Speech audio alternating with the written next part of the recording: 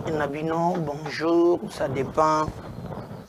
Bino bozo landa biso parce que na ba décalage horaire ba to balanda kabiso na ba lolenge et qui eseni bozali partout éparpillé à travers le monde. Bozali kolanda biso na 5 continents to pesibino mbote na confiance, attachement peu fidélité, bo salina MKBZ officiel qui est votre chaîne. MKBZ officiel, c'est la voix des sans voix. MKBZ officiel, tous les temps il y a quoi informer bino, tous les temps il y a quoi information, puis quoi lolenge nini il y a quoi travailler yango. Merci na Maria, na moni lobby ou invité bandeko ebele bakota qui en ligne. Donc on a besoin ba NL na pe subino mbote honorable Motala. Merci. Na batunyo so bazalaka toujours prêt pour nous accompagner. Merci na ba so baza anonymat to biata kombote, mais vous prenez quand même votre temps de partager nos vidéos. Cet amour là bongina merci. Merci na bandeko nyonso pe ba emaka ba vidéo na biso. Vous voyez, il y a des gens vraiment aux autres là bazali vraiment ko aimer ba vidéo te. Donc par exemple de kona biso mokindi ya sengi batu ba aimer vidéo tango zali koleka en direct. Merci pour cet amour. Merci na bandeko yo ba benga kapé bato mususu. Balobi na bango boya awa to landa awa to commenter awa to partager awa. Beaucoup mal de la famille nangai, les mots me manquent. Merci. Messieurs et dames, nous devons cultiver l'amour, patriotisme. Kolinga Congo kaka ya malobate, mais kolinga Congo na bizaleli. Balobaka kondima oyo ezangi misala, eza kondima ya kokufa. Nous devons partout penser Congo, ko salela Congo, puis komi bonza pona Congo. Tout la qui sait que vous êtes un vrai patriote. Émission les lois et bandits. Sujet ya monene na kofande les alliés. Enfin batangi kombo ya Kabila Mbala Ebele na procès ya Chebeya. Les carreaux sont cuits. Pour le moment, dengue batangi Mbala Boye. Et kozala maintenant possible Kabila ya ko se défendre na banino. Donc pour la première fois de l'histoire tokomona Kabila na bar aya vraiment lobakate mais le bosso ya ba zuzi tozwa ba principaux sujets avant tozonga na ba makambo umususu. Procès Chebeya et Bazana. Kabila cité comme donneur d'ordre par le commandant Paul Mouilambo. Désignation des membres de la CENI, le groupe de Constant Moutamba transmet officiellement ce vendredi à l'Assemblée nationale la liste de ces 3 candidats. La directrice générale du FMI salue les progrès de gouvernance réalisés par le gouvernement. Il faut que moko na box Martin Bouko, les frères de Junior Makabou affrontent Tony Yoka le 15 janvier prochain à Paris. Nord Ubangi, le gouverneur Isato Zenge a jeté l'éponge. Il a présenté sa démission auprès du président de la République quelques heures avant l'examen de la motion de censure contre lui par l'Assemblée provinciale. Merci. La rédaction, on a vu ça précisément à Grévis. Merci pour l'accompagnement. Alors, dès que Naïbisa Kibinoki, toko fan de la dossier Oyo et allez ko déranger to banda d'abord na likambo ya seni po to kozonga likambo ya Kabila na Chebeya na likambo ya seni oyebi ke citoyen Mboso apesaka ultimatum à lobby, en tout cas, à Fongoli maintenant champ, pour être bandé comme Soussou, où il y a opposition, il y a FCC, il y a co-présenté, Bakombo na bango misato pour être bakende. Na likambo wana, bandeko ya FCC ya bakasiki po bakabwana en deux groupes, équipe mususu, ba rejetaki likambo wana, bango balobaki, ba Minako, ba Mwilanya, ba Shadari, ba Chibanda, balobe pas question ya kotinda bakombo na bango na seni owana bakotika la logique na bango moko jusqu'au bout kombo moko te ekokende kokota na likambo wana bakoboyikote yango. Alors ezana groupe moko ekabwanaki oyo ezalaki ya ba ancien ministre ya ancien ministre oyo azalaki na AG Matembo bato bele bakeko na ba télévision ande na ba mutamba bango balobe pas question so ya makambo wana nde basalaki équipe na bango etambola kamalembe ezwa langue et lobby nde d'une manière officielle bazui 3 noms batindi na bureau ya Assemblée nationale. Est-ce que bureau ya Assemblée ekokende kosala liste wana confiance?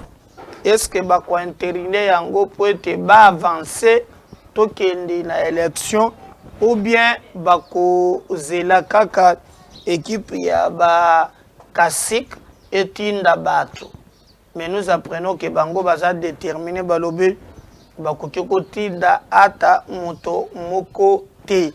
Alors le problème maintenant que nous allons poser, est-ce que les citoyens bosso à contenir compte la liste ya ba Makenbo, banani, baza groupe, baza à peu près 32 partis. Oyo balongo na FCC, bo balongo te pour baza ka FCC progressiste. Donc BPSP ou baza progressiste. Alors est-ce que kokomati na suka bakoyoka na lolenge wana tote on tozoyeba te mais au moins liste na bango ya bato misatu et comme transmis directement na bandeko oyo bazali ko sala quand même quelque chose.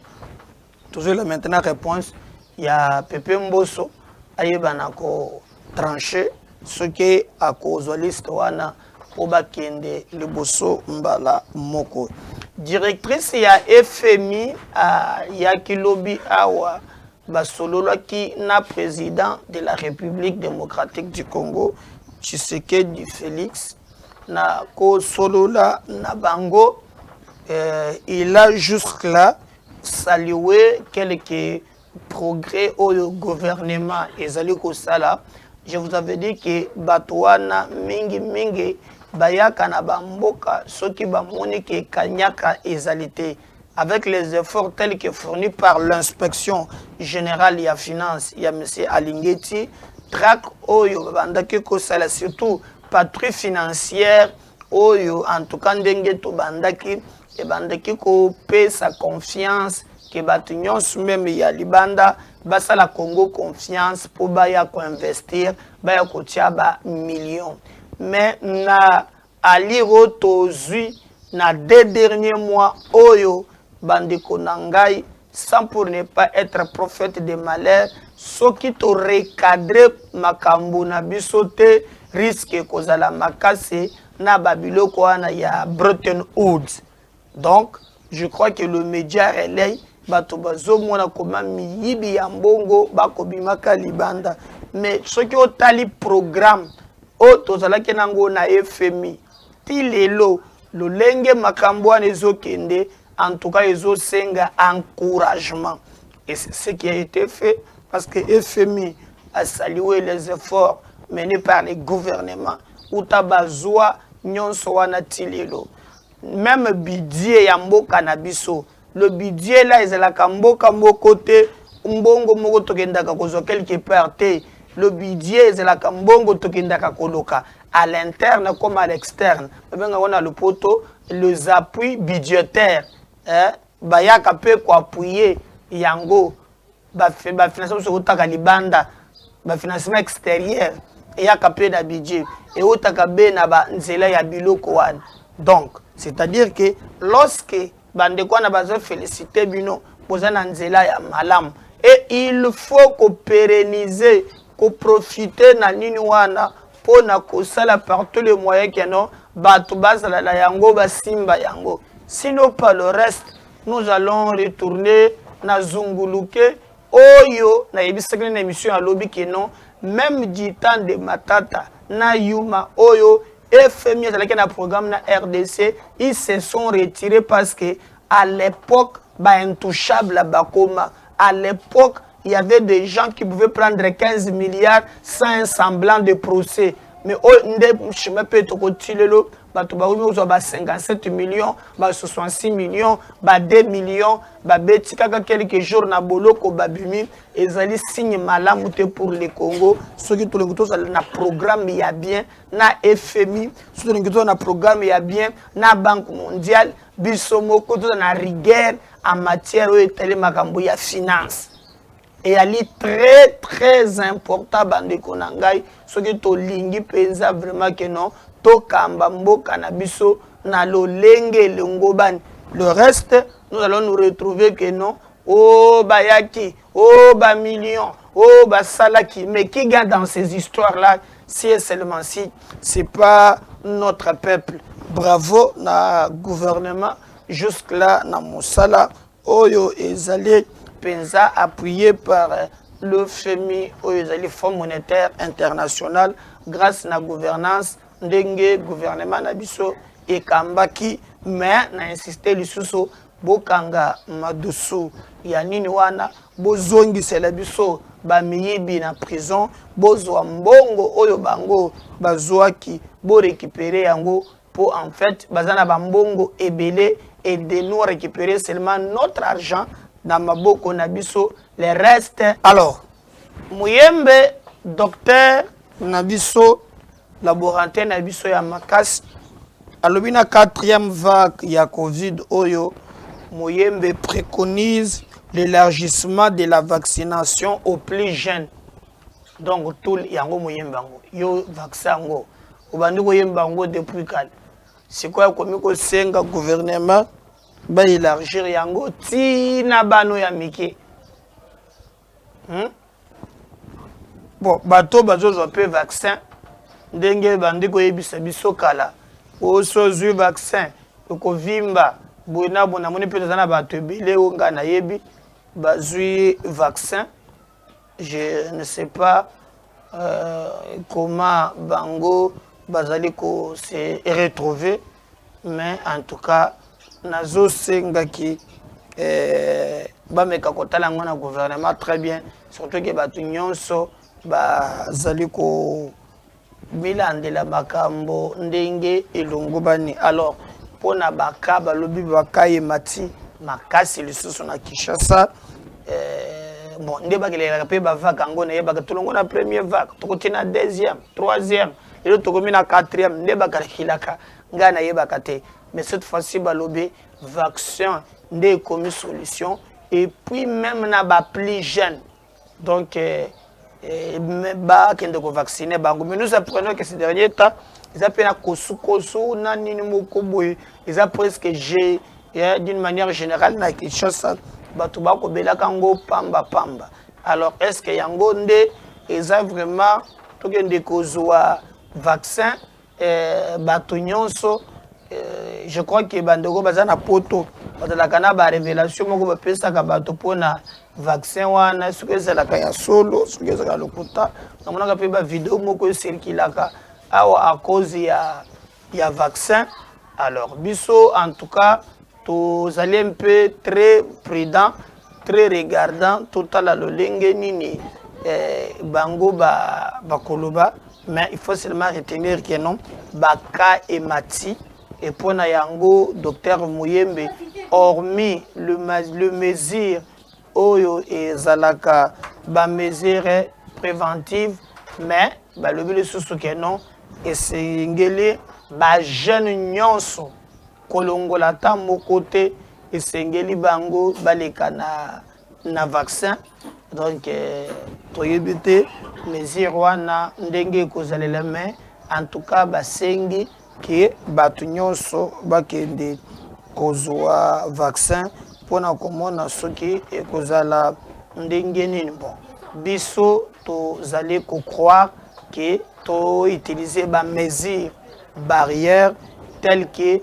ezali prévu bazwa bamesure wana vraiment ya moto na coin na ye ekozala très bien tomibatela biso moko tomiprotéger afin que même vaccin ezala soki ndenge nini moyen ya liboso ya komibatela eza yo moko maladie ezali tozoka yango partout à travers le monde soki olingi omibatela obatela mpe bandeko baza pembeni na yo utiliser bageste barrière ndenge bayebisi biso kino tozongela bakashne tozala na gel hydroalcoolique tozala boye na boye on est obligé ya korespecter babiloko wana po ete tokende liboso parce que ça fait partir aussi na bomoi na biso même soki ya un peu à boire à manger na likambo wana ndenge basalelaka yango mais nous en tant que bacompatriotes mpona santé na biso moko tokokota na polémique wana te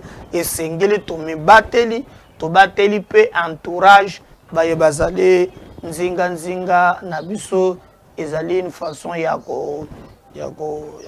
komipesa courage ezali une façon ya kosala keno makambo na biso oyo ekende liboso bandeko na ngai nalingi tosolola mpe na bino na makambo oyo avant nazwa sujet oyo bino moko bozali kozela ya Joseph Kabila. Il se pose un peu un problème moko très grave na makambo ezotala ba province et pas inabiso. Je pense qu'il est grand temps. Dernièrement awa namoni président ya Sénat babengisaki ba président ya l'Assemblée provinciale bazalaki na bango na Kinshasa awa. Ils ont pu travailler pour stabiliser nos provinces. Obi mimba mission to salaka makamyo stolobaka développement ya solo na système ya un pays continent et ça ndé basé décentralisation.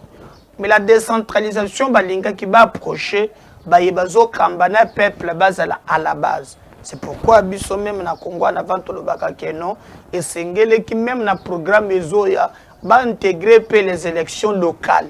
Ezali très important. Pourquoi? Parce que nous pensons à ce qui nous concerne le développement et bandaka na base. Mais le Congo, bon, ce qui au côté Congo na fond profond, na fin fond ya mboka wana okomona ke ezalaka catastrophique. Moi j'ai quitté ici avion etenga na Gamena. Mais j'ai pris na nzela ya moto ba ba nzela wana pour que ndimata Guadeloupe. Oyo na moni tu te poses la question si en réalité tozali na besoin ya ko développer ce pays continent que Dieu nous a donné. Tout le monde veut s'entasser ici à Kinshasa. Kinshasa qui était pour 5 000 même 1 million aujourd'hui baza 15 millions batubako ya kaka mikolo nyonso. Mais comment mboke ko se développer aussi longtemps qu'on ne tient pas compte de la base? Le développement normalement devrait commencer à la base. Et au niveau de la province na biso elingi yango biso ngana le par exemple soki tolinga ta biloko yo tolongola biloko yao ba libanais batie ba surgelé et boye na boye. Nous ne pouvons que construire les routes à dessert agricole qu'on permettre que na bamboka na ba village na biso mama zo sala tomate na ye ezala na nzela oyo kolongola tomate même ngo na centre de consommation tokobanda kolia bio et ça va nous épargner ba maladie ya pamba muke ba formule na nzoto okomona muto azana 18 ans libumwe bimiloko le kam otala formule na formule pona nini parce que tozolia bien te. Mais au contraire bandeko quand on fait le débat politique, nos provinces ne font que s'enfoncer. Nakendaki awa na mutuka malembe na longo Kinshasa na leki ba bandu nakendaki tina Kimbata o leki banzela ce qui est na ba province est catastrophique. Na yutu ya suka wana Mbujimai na ye Mbujimai na Keiti na Kabeya Kamwanga. Allez-y là-bas au monde, comment tu vas te poser la question ce qui aux wapi, ce qui aux wapi. Mais nos provinces ne se développent pas. Il y a des gens ici à partir de Kinshasa au bâtir à ficelle pour na babiloko wana et les lots ba province ko développer. Nos provinces ko meka ba conflit. Bo tu koyoka, semaine ou tu koleka. Lobby awa. O gouverneur ya Sud Kivu Théo Bakoisie. L'Assemblée provinciale et quelques députés accueillis. Nano Tsikali na kuna na Sankuru Mukumaji accueilli. Nano te to permis tout ça balingi basa et la paix gouverneur ya Sud Ubangi. Hein? Balingi ba beta payer. Monsieur Kombona Yazali Izato Zenge na province ya Nord Ubangi, excusez, Nord Ubangi.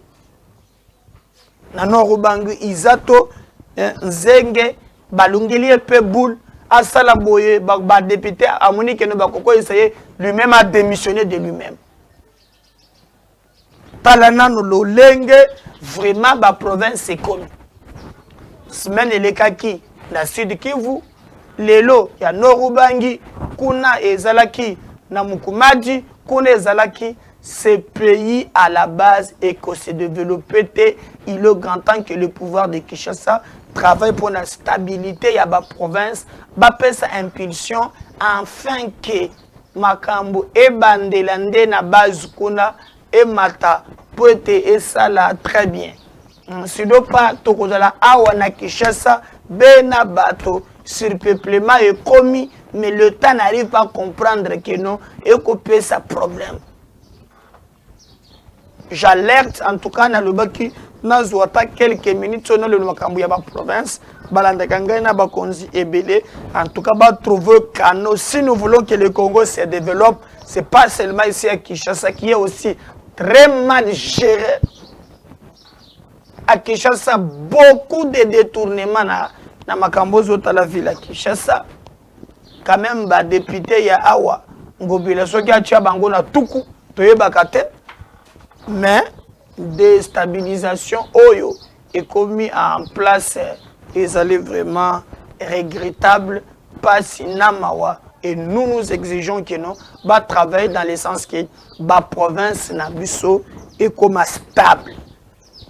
Gouverneur ya Nord Ubangi Izato a démissionné avant que les députés balingela yeboul parce que bandaki déjà ko ça d'ailleurs réunion pour être baloka moyenne ni bakoki ko fandisaye na c'est je pense que zalé likambo moko yamabe makasi en tout cas gouverneur alongwe et nous demandons stabilité ya ba province tokei na mama ya likambo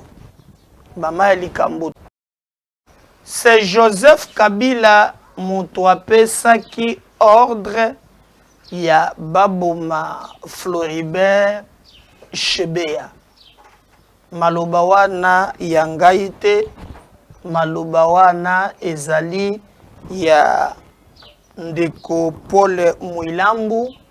Vous le savez, Paul Mwilambu azalaki awate Mwilambu azalaki ilibanda yamboka na biso bandakala abandaki kosenga aya kosamba awa parce que selon lui azali na ba vérité oyo salaki moto oyo aboma Chebeya ezali moto mosusu te moto apesaki ordre wana ezali B Joseph Kabila moto abengaki John Numbi pe apesaki ye ordre baboma Shebeya baboma na chauffeur na ye.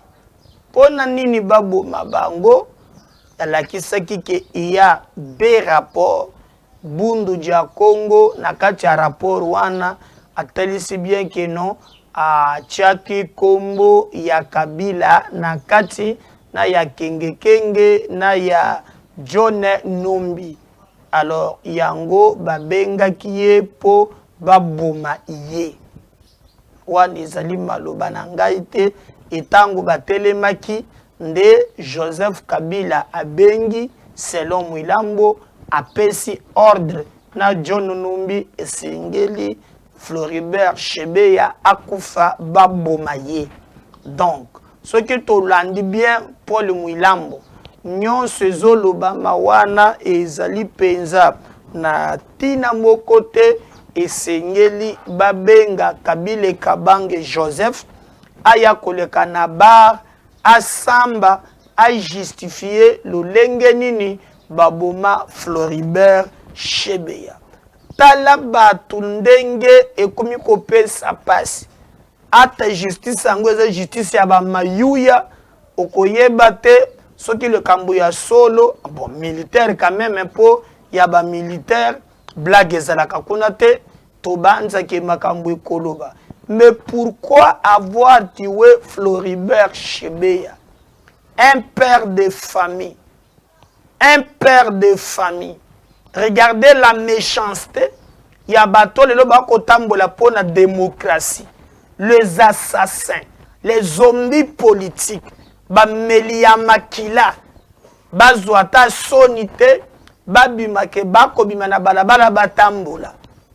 Paul Mwilambo azalaki libanda aye awa lobby bazalaki parce que lui qui s'occupait na sécurité ya inspection mobimba. À le même temps que Shebeya yaki enregistré qui est aleki na bureau na ye kutoye kolobake avant baboma ye pona baboma trace John Numbi atindi bato mibale basi pe bakufi baye même naka ya registre o ba registre ka bapaya bayaka balongola papier bakata yango ça c'est Paul Mwilambo qui dit alors Shebeya yaki azalaki bien enregistré na nini mais tango bazi opération ya koboma ye bazi papier wana bakata yango pona nini kaka pona rapport ya ba massacre oyo ya salaki na kati ya ba massacre wana ibazaki so 3 ou 4 kombo ya Kabila ezali kombo ya John Numbi ezalaki na ba kombo mususu. C'est ce qui a fait que non baboma ye et l'ordre nde bato bazolo ba très bien eza ya kobata kokita te. Lui Paul Mwilambo azalaki wana ayoka keke ezali moto mususu te ezali Joseph Kabila moto apesa ke ordre. Alors suivons Paul Mwilambo na mo extrait tozeli bino koma malaba oyo ye azali ko confirmer po ezala ngai te. On revient pour nous continuer na émission na biso na mokolo ya lelo. L'ordre vient de la hiérarchie. Je lui ai posé quelle hiérarchie?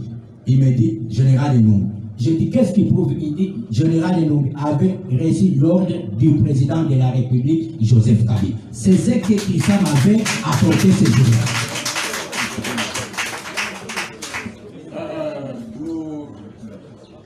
Nous rappelons le public à l'ordre. Il n'y a pas de cri d'approbation ni de désapprobation. Celui qui va manifester cela, on va l'expulser. Et s'il résiste, on n'est pas très loin de la prison de Djolo.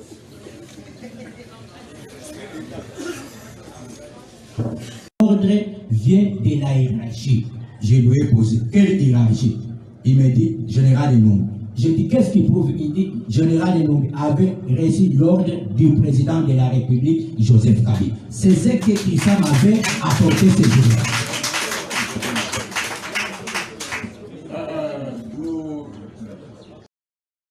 Le public à l'ordre, il n'y a pas de cri d'approbation ni de désapprobation. Celui qui va manifester cela, on va l'expulser. Et s'il résiste, on n'est pas très loin de la prison de Ndolo.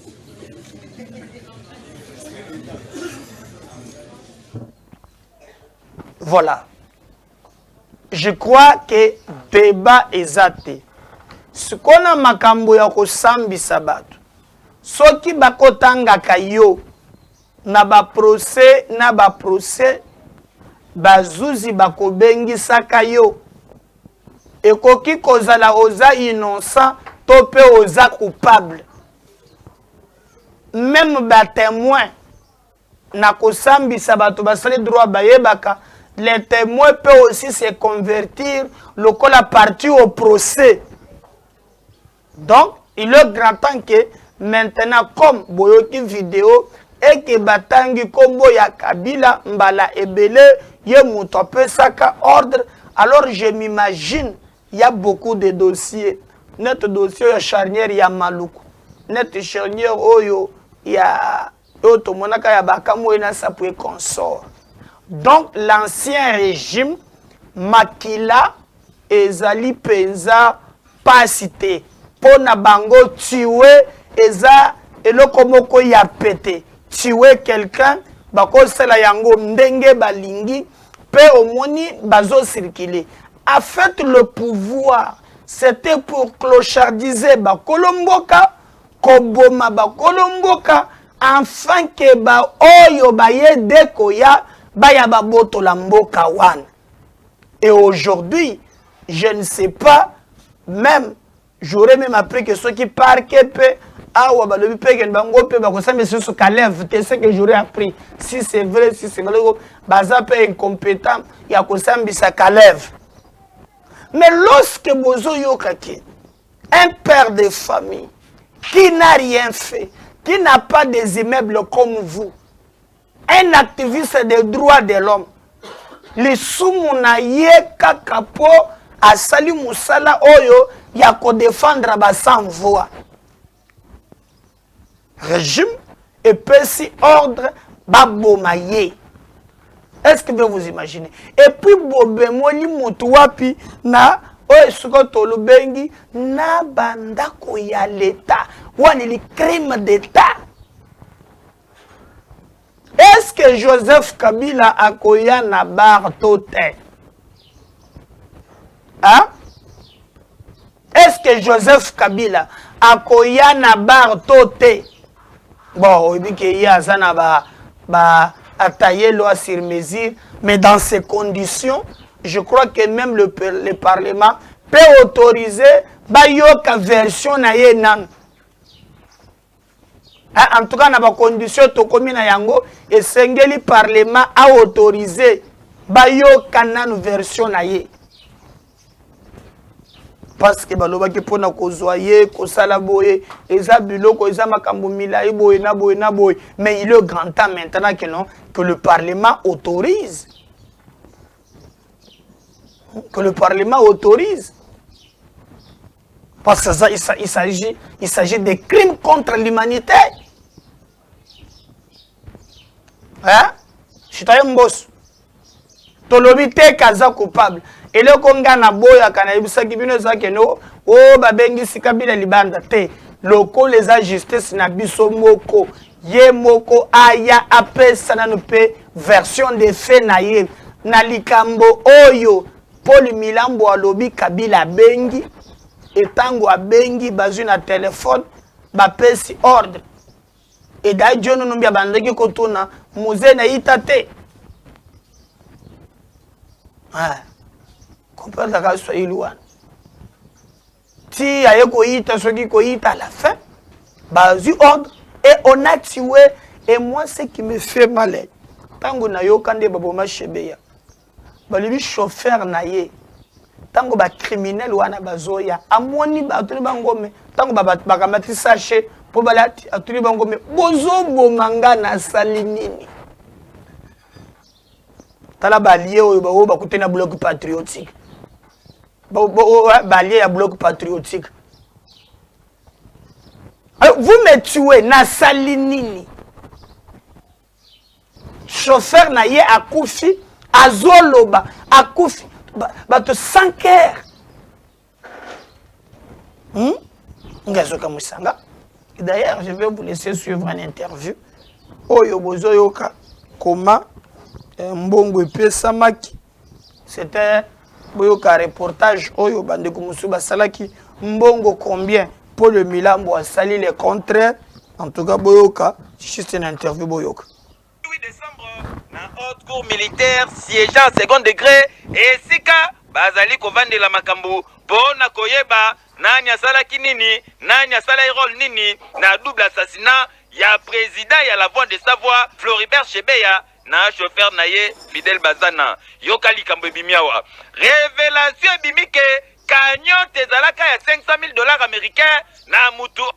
Alingaki abo Machebeya. Donc, selon Paul Moulambwe, atalisi ke somme oyo nde John Numbi proposaka na komanda ya bataillon Simba, Christian Ngoyi Kenga pona ko éliminer Bongo Chebeya sur makambo etali rapport ya enquête oyo asalaki ya massacre ya badep ya Budu ya Congo na Congo Central. Kasi kokamwa na $500,000 américains oyo Kanyot bapesa bango $10,000 ya pamba ndenge Paul Moulambwe atalisi. Au cours ya même audience, Paul Moulambwe akamwe makasi ndenga zoyoka bazoloba o 40,000 nzoka Kanyote ezalaka ya $500,000 américains. Selon Paul Moulambwe atalisi pe lisusu ke lokola Christian Ngoyi Kenga ayaki koyebisa Paul Moulambwe ke yepe bayebi ayoki masolo yango ayebisaki ye mwana mai toyebela po sino te okomi déjà en danger po bayobi ke oyebi dossier oyo. Quand le téléphone sort,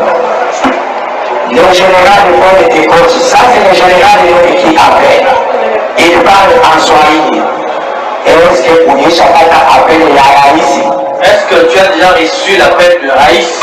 Le général de Paul dit non. Non. Non. Le temps qu'il est en conversation, le président lui-même appelle. C'est à ce moment-là le général de Paul dit.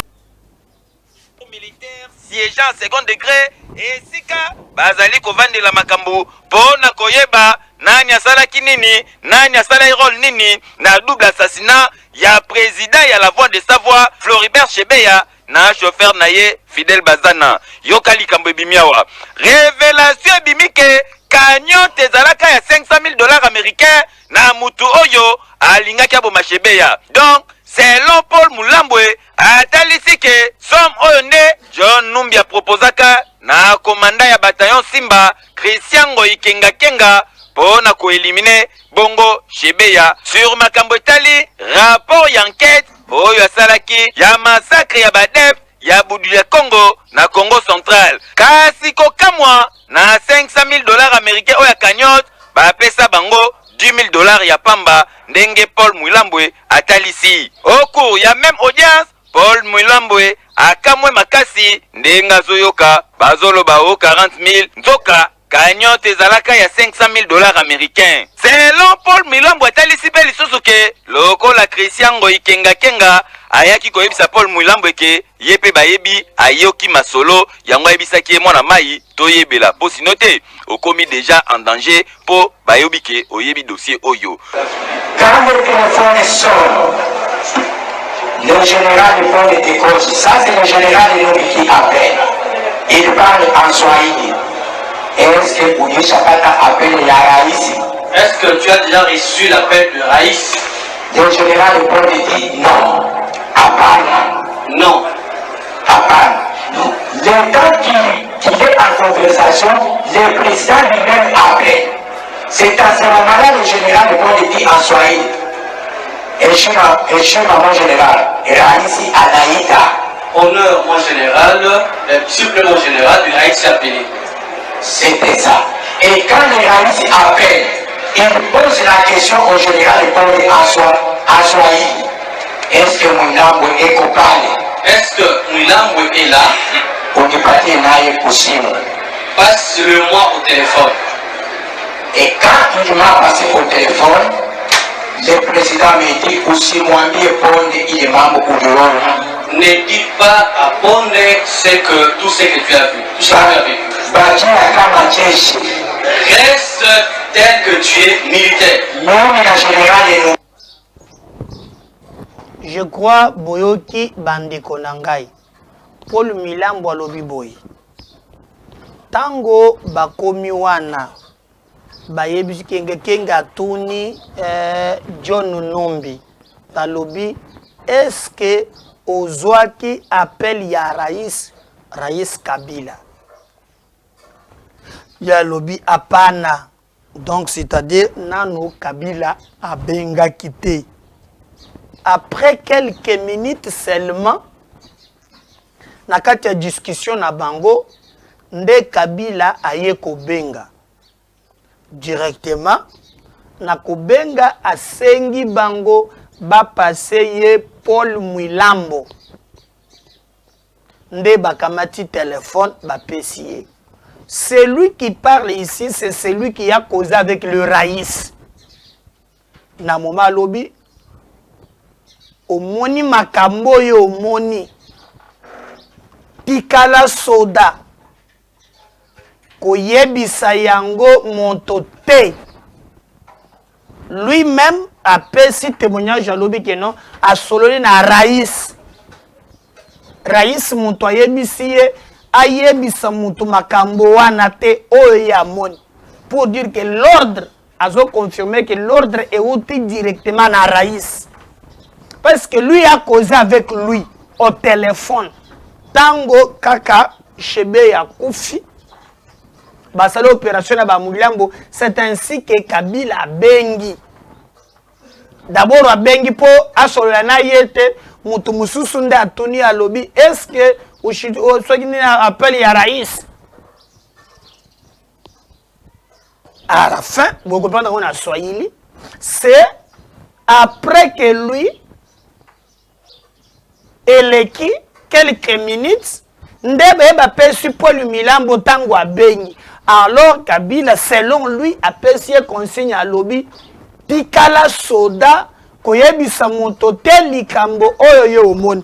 Je sais pas ce qui moyo ki lokola ngai po eza sokomate moto azoloba ezali oyo ye asololi na bango eza susu te o non ye asololi ye moko na Kabila tango bazoboma chebe. C'est celui qui témoigne bolanda très bien. Maintenant bon mona est-ce que ezali malamu basambisa ye tote bino nde bato boko loba yango na haute cour militaire siégeant second degré et sika bazali kovandela makambo pona koyeba nani asalaki nini nani asala rôle nini na double assassinat ya président ya la voix de Savoie Floribert Chebeya na chauffeur na ye Fidel Bazana yoka likambo ebimiawa révélation ebimike cagnotte ezalaka ya $500,000 américains na mutu oyo alingaki aboma Chebeya. Donc selon Paul Mulambwe atalisi ke somme oyo nde John Numbi proposaka na commandant ya bataillon Simba Christian Ngoi Kenga pona ko éliminer bongo Chebeya sur makambo etali rapport ya enquête oyo asalaki ya massacre ya badep ya Budu ya Congo na Congo central kasi kokamwa na $500,000 américains oyo ya cagnotte bapesa bango $10,000 ya pamba ndenge Paul Mulambwe atalisi au cours ya même audience. Paul Mulambwe akamwe makasi ndenge azoyoka bazoloba o 40,000 nzoka cagnotte ezalaka ya $500,000 américains. Selon Paul Mulambwe atalisi pe lisusu ke lokola Christian Ngoi Kenga ayaki koyebisa Paul Mulambwe ke ye pe bayebi ayoki masolo yango ayebisaki ye mwana mai toyebela po sino te okomi déjà en danger po bayobi ke oyebi dossier oyo. Le général de Paul Tekoti, ça c'est le général de qui appelle. Il parle en Swahili. Est-ce que vous ne savez pas appeler la Raïs? Est-ce que tu as déjà reçu l'appel de Raïs? Le général de Paul dit non. Non. Non. Le temps qu'il est en conversation, le président du même appelle. C'est à ce moment-là le général de Paul dit en Swahili. Heshima mon général, et Raïs Anaïta, honneur mon général, le supplément général du Raïs appelé. C'était ça. Et quand le Raïs appelle, il pose la question au général de Paul en Swahili. Est-ce que Milambo est coupable? Est-ce que Milambo est là? On ne peut pas démarrer pour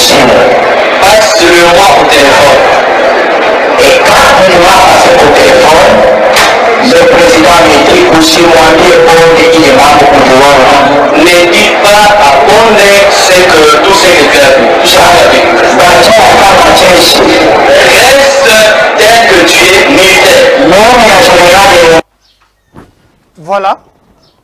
Je crois ezali ya kolukate, mais est-ce que député dans ces conditions va permettre que China Rambo aya kopesa pas ezapa na droit ya kopesa version de fait. Attendons voir, mais tala bato bazo tambazo bundisa dictateur bango oyo musala basala na Congo. Pitié, soni na mawa. Ezali vraiment ya kokamo. N'oubliez pas de partager ces liens. N'oubliez pas de liker ni de commenter. Rendez-vous dans le deuxième numéro. À tout à l'heure. Bye.